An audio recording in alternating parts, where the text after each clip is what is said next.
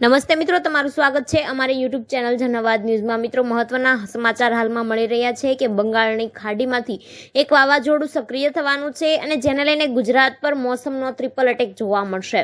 હવે આ દરમિયાન તમામ વિગતની ચર્ચા આપણે આ વિડીયોમાં કરવાના છીએ। સૌથી પહેલા વાત કરીએ તો ગુજરાતમાં 15 સપ્ટેમ્બરથી આ જે વરસાદની સિઝન છે એ પૂર્ણ થવાની છે એવી સત્તાવાર આગાહી હવામાન વિભાગ દ્વારા કરી દેવામાં આવી છે, પરંતુ એની પહેલા એક મોટી આફતનો ખતરો છે એ ગુજરાત પર મંડરાઈ રહ્યો છે। હવે બીજી બાજુ જોઈએ તો હાલમાં કોઈ પણ વરસાદી સિસ્ટમ સક્રિય નથી, તેમ છતાં હવામાન વિભાગે ગુજરાતમાં આગામી 3 દિવસ સામાન્ય અને છૂટાછવાયા વરસાદને લઈને આગાહી કરી દીધી છે।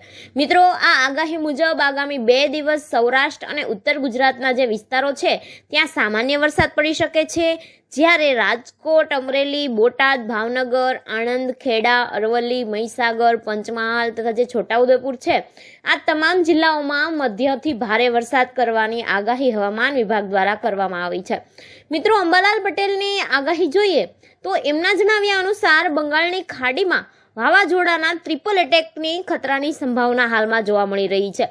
મહત્વનું છે કે સપ્ટેમ્બર મહિનામાં વાવાઝોડાના ટ્રિપલ અટેકનું અનુમાન લગાવવામાં આવ્યું છે અને આ વાવાઝોડાને લઈને જે ગુજરાતના દરિયા કિનારો છે એમાં કરંટ જોવા મળશે અને આ કરંટના કારણે એના કિનારા પર જે પવનનું જોર પણ વધારે થશે અને કેટલાક વિસ્તારોમાં સામાન્યથી ભારે વરસાદ પણ પડી શકે એવી શક્યતાઓ હાલમાં અંબાલાલ પટેલે જણાવી છે। સાથે એમણે દેશ પર વાવાઝોડાની અસરની શક્યતા અને બંગાળની ખાડી પર જે સિસ્ટમ બનશે એને લઈને દક્ષિણ ગુજરાત અને સૌરાષ્ટ્રના વિસ્તારોમાં વરસાદ થવાની શક્યતાઓ અંબાલાલ પટેલે જણાવી છે।